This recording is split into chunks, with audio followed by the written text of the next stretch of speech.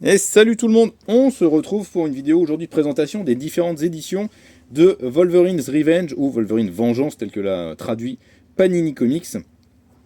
Donc trois éditions sont disponibles aujourd'hui sur le site, sur Excalibur Comics et dans toutes les librairies évidemment.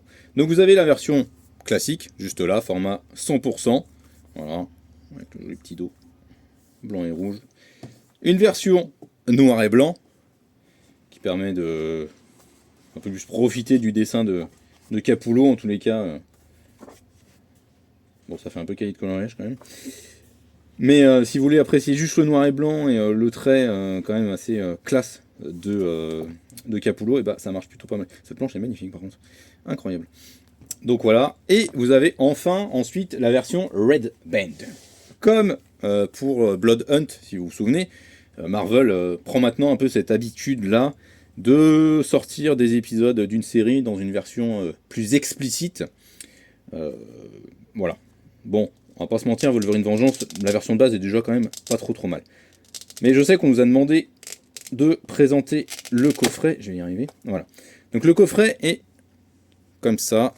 Je vais essayer de pas trop vous faire de zoom dessus. On va pas se mentir, le carton est assez fragile. On a été un peu déçus quand on a ouvert les cartons. Surtout que les logisticiens qui ont fait les cartons ont été très malins.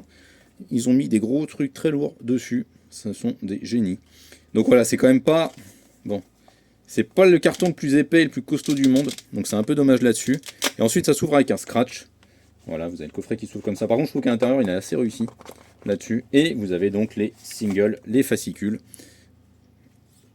qui contiennent donc les Wolverine Vengeance en version Red Band. Donc une version plus gore. Hop. Si vous voulez, on va regarder ça en détail.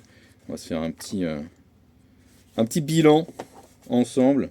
Par exemple, sur cette planche où il y a de la tripaille, on va essayer de retrouver. Voilà, par exemple. Bon, bah, voilà, il y a un peu plus de sang, quoi. On va pas se mentir, hein, la version Red Band, c'est quand même pas comme Blood Hunt. Je trouve que sur Blood Hunt, Pépé Larraz se faisait un peu chier. C'est-à-dire que voilà, il crée vraiment des nouvelles planches, il est vraiment beaucoup plus gore à chaque fois. Bon, là, on sent que Capullo, il est en mode, j'en ai pas grand-chose à faire quand même. Hein. C'est pas beaucoup fait chier le bonhomme. Parce que, enfin, typiquement, vous voyez, typiquement là, cette case, j'aurais pensé qu'elle serait plus violente dans la version Red Band. Bah non, absolument pas. Parce qu'il y en a d'autres qui sont un peu plus violentes. En fait, je sais que surtout dans la version Red Band, Capullo en profite pour mettre des séquences de baston en plus. Typiquement, là, je crois qu'il y a une, ouais, c'est ça, il y a une planche de bagarre, voilà, une planche de bagarre en plus dans la version Red Band. Donc voilà, enfin, Capullo, il est quand même pas, je trouve qu'il est quand même pas très inspiré sur ce coup-là. Il aurait pu faire plus, parce que Capullo, on le connaît comme un artiste justement qui fait du gore, qui fait du violent déjà de base, du sale. Et là, bon, voilà quoi, c'est un peu, voilà, bah, là typiquement, voilà, ça c'est un peu plus gore dans cette version que là. Mais bon, on va pas se mentir, c'est quand même un petit peu décevant.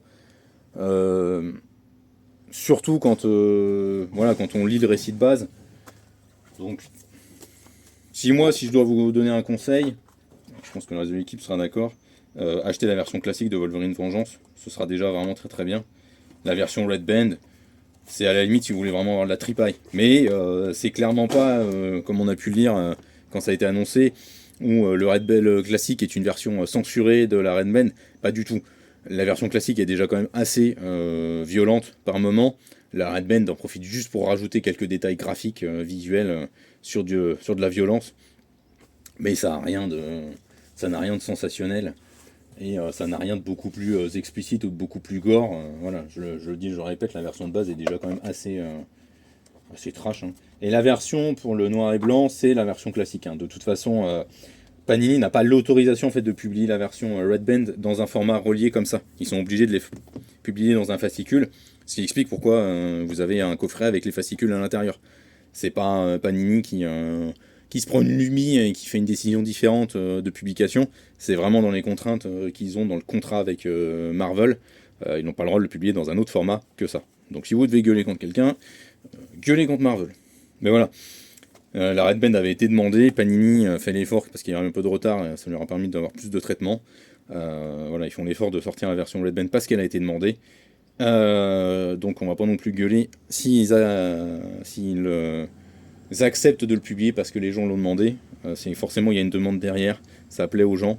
Donc c'est quand même bien que Panini ait accédé à cette requête et pris le temps de le faire. Même si c'est dans un coffret qui est pas ouf. Voilà, le carton, comme je le dis, je le répète, il est un peu fin quand même. C'est ça qui est dommage en fin de compte. C'est vraiment le coffret qui aurait mérité peut-être d'être un peu plus sophistiqué, un peu plus épais, un peu plus costaud. Parce que j'aime bien cette idée avec le scratch sur l'avant, puis bien balèze le scratch. J'aime bien cette idée-là personnellement. Et puis ça fait quand même un joli truc dans la bibliothèque avec le dos qui est tout rouge, bien marqué Red Band. Ça fait quand même un chouette truc dans la bibliothèque, c'est sympa. Mais voilà, ça va peut-être mériter un carton un poil plus épais. Donc c'est un peu dommage là-dessus. Par contre, les fascicules, c'est vraiment très bien parce que contrairement aux fascicules qu'on peut avoir en VO, ces fascicules qui sont sans pub, qui sont sur du papier glacé, donc pas du papier à cigarette comme c'est le cas aux États-Unis. Donc les fascicules sont quand même vraiment de bonne qualité là-dessus. Et ça, c'est quand même cool là-dessus. Vraiment, Panini a fait un bon boulot. Donc voilà cette petite présentation de Wolverine Vengeance des différentes éditions qui sont disponibles. Maintenant, c'est à vous de choisir quelle édition vous fait envie et à vous de vous précipiter dessus. Ciao!